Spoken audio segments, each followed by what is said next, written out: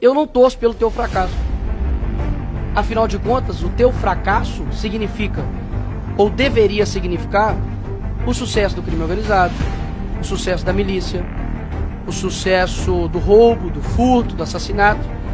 E eu sei quem são as vítimas, no fim das contas, desse crime, que é a população brasileira em geral. E eu também não serei aqui leviano, assim como eu acredito que vocês são, em colocar toda a culpa de todo o crime nas suas costas. Até mesmo porque eu sei que vocês fazem isso com o seu opositor político, diga-se de passagem, Jair Bolsonaro. Mas é evidente que o seu trabalho, ou a falta do seu trabalho, tem gerado consequências. Por exemplo, o homem que deveria ser o mais odiado pelo crime organizado entra em um local dominado pelo crime organizado, que é, por exemplo, o Complexo da Maré.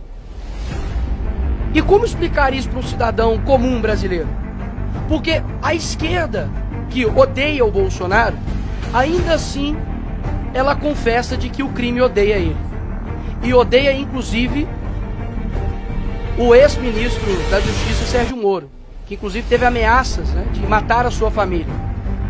Pelo que me parece, o senhor não demonstra nenhum ofensivo potencial ao crime, nenhum risco a ele.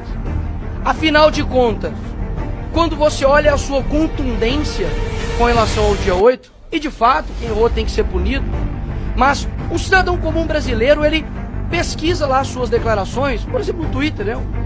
Uma mídia que o senhor gosta de falar, e gostaria que o senhor prestasse atenção, porque eu prestei atenção no senhor. Ouvir a verdade deve ser complicado, né, senhor ministro? Mas se puder parar meu tempo, o senhor ministro está incomodado com alguma coisa. Se puder parar meu tempo, por gentileza. Interrompe o tempo um minutinho. O ministro está dizendo aqui que está fugindo da pauta. Eu já expliquei aqui como que eu conduzo essa comissão. Só um minuto. O deputado é livre para falar o que quiser e o ministro responde o que quiser. O deputado pode falar sobre qualquer assunto. Então, o deputado...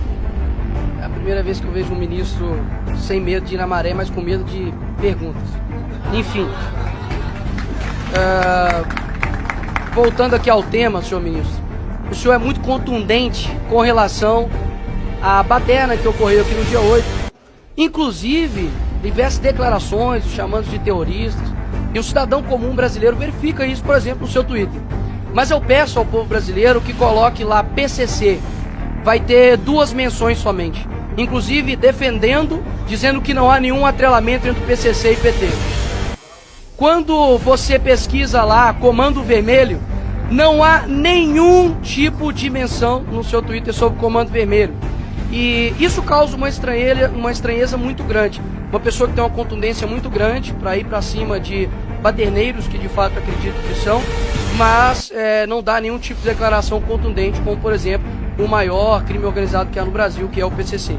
Nós vemos o tipo de foco do senhor, para mim é muito estranho, muito difícil de explicar, confesso.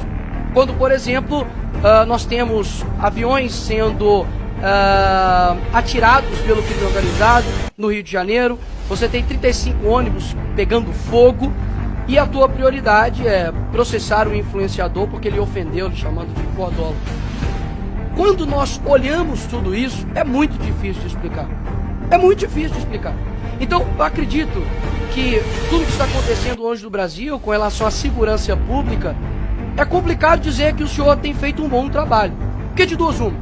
Ou o senhor não tem culpa de nada, afinal de contas, ninguém que exerceria o teu papel daria conta de cuidar da segurança pública, e o senhor não tem culpa nenhuma. Ou o senhor não está tendo competência para tal, para exercer o Ministério da Justiça.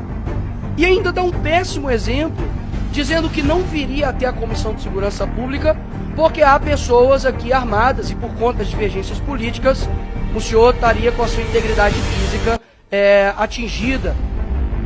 Isso fere não somente aqui o parlamento, mas além de tudo de ser uma mentira.